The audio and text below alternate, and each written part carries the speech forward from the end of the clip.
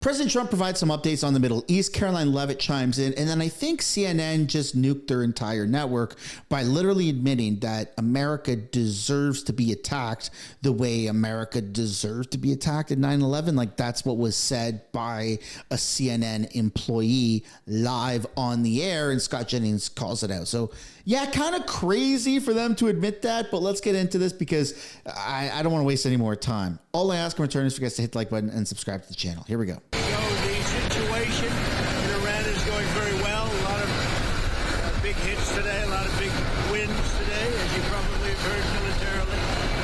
And I think it's going very well and very good control. We'll see what's happening with the Straits. They continue to try and sabotage their own country in the Middle East, but it's been very, very strong militarily. You just said it is a little excursion, and you said it is a war. So which one is it? Well, it's both. It's both. It's an excursion that will keep us out of a war, and the war is going to be. I mean, for them it's a war. For us, it's turned out to be easier than we thought.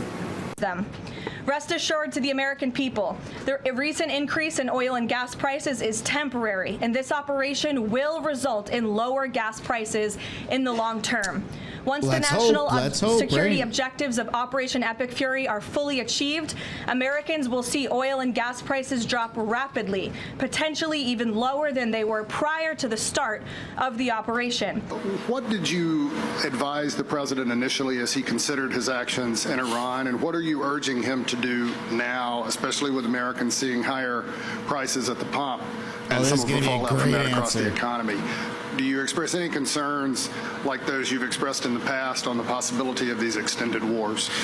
Well, Bill, I appreciate the question. I know you guys have to ask it, but imagine the situation. We're in the situation room where you can't even take your iPod in there, or your AirPods, I guess what they're called.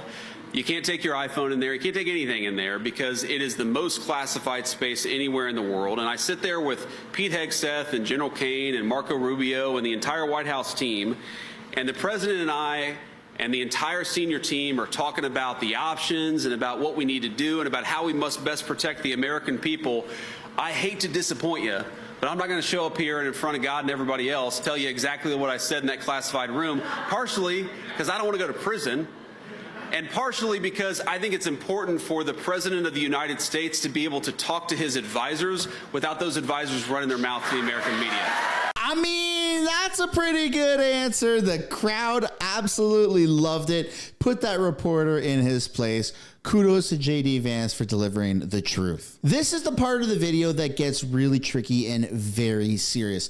Please help me figure out if what this CNN employee said is kind of a criminal offense, because sounds like they want harm to happen to America and Americans. And the same thing happened when we saw 9/11. That was because of the United States' involvement in the first Gulf War, and had a long-term effect. The U.S. I'm not blaming the United States. I'm saying that. Sounds like I'm saying that what? Well, let me finish. I'm saying that when we take actions across the world, that there are consequences that we don't anticipate that can happen years later. And so when we wonder why people are coming after us, attacking us, because maybe because we were attacking them. What did the first World Trade Center bombing? What was the cause of that one?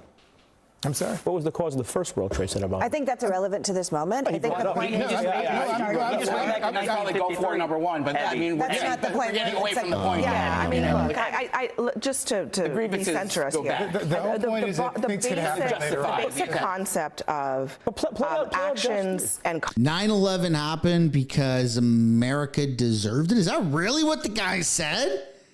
Really?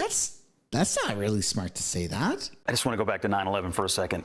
The idea that the United States had it coming. Never said that. Is never insane. said that. Don't put words in my mouth. Yeah, implied it. You literally never said that. Let's have no conversation. Let's have no conversation. I'm sorry. Okay. I'm not going to allow you to sit here and lie about what I just said. We did something and that caused it. Scott, I don't even know why you're. I mean, we're going to roll the tape later. Because the reason I know why you're doing this, because this allows you to deflect attention from the fact that your president, Donald Trump, has no idea what he's doing in Iran. He's caused the death. He's caused the deaths of 7 U.S. service members, of 100 140, as I said, 170 but he's the school commander. children, You don't and think Iran caused it? 140 injuries in this country of U.S. service members as well. We've got American citizens who are stranded in the Middle East. You're talking about Embassies unintended being consequences. Great PR evacuated. for him. Here's the deal. Let's talk about At this moment, there's no indication that the regime has been weakened or that they have You don't think changed. Iran's been weakened? What? Okay, all of the Control over reporting the out there society from is- within the administration is that they recognize that the regime has not, they have not shifted away from the Islamic. Of course regime. not. Nothing They're has religious changed. fanatics. They personally never changed, but to say they haven't been weakened, I think is not well, true. Scott, I mean, listen, I'm Their talking grip on about, control. I'm talking about how much control do they have over their own country? Yeah. And I'm not But saying Abby, that people why are we weren't on the Abby killed. Phillip Hold on a timeline second, and Joe. not the I'm not president's saying that timeline? people weren't killed in the regime. I'm just saying, are they in less control? And the answer is no. They're not. How do you know that? What's your evidence for that? the Every Abby Phillip single timeline? first-hand account from yeah, Iran. I mean, what's your evidence that their Thousands and control has thousands been of people weakened? in Iran. Because, well, the current supposed head of the country is basically just a cardboard cutout that they claim is alive somewhere. It's pretty obvious we weakened the regime. Yeah, but what does that have to do with whether or not they have control over the country? They wouldn't be using AI images of the seriously, supreme leader because if they the thought they regime- had solid I'm asking- control of the using country. AI no, images, seriously, for God's sake. it's a serious question. No talking points. I'm just asking. Seriously, where's the evidence that the Iranian regime has loosened its grip over the country in a way that is meaningful? What do you mean by grip? Their capacity to do what? They have far less capacity to fire missiles and because drones. you're telling me that that the regime has changed. I did don't not see say any that. evidence of that. I'm asking. I said they were weakened. What There's no evidence doubt is they there reached that out the entire There's top evidence level now of the that government. civilians in Iran are orchestrating attacks on regime forces in different roadblocks and areas like that. That shows a coordinated effort from Iranians or someone else, perhaps, on the ground in Iran. That shows that the regime has lost some grip on the country. But again, you don't have to put up a cardboard cutout and an AI image of the supreme leader if you're not trying desperately to keep up the illusion that the regime is still solidly in control. It's crazy to me how much it seems like CNN hates America and hates Canadians. So that's the media that is the go-to media source, apparently, for the entire country. Well, now we're going to take a look at a soldier and what he has to say about America, which is the complete opposite of what CNN has to say, by the way. Hey, I don't know who need to hear this. You know what I'm saying? I see a lot of people be talking shit about America. Hey, if you don't like America, go to another country, bitch. I love this country. I'll protect this bitch. I think CNN should take a look at what this soldier has to say, because it doesn't seem like they like America at all. And then there's a shocking announcement that is taking a lot of people by surprise. You remember Pokemon Go? Well, it's come out now that Pokemon Go players unknowingly helped train delivery robots after generating over 30 billion real-world scans through the game. The data is now being used to help autonomous robots navigate city streets.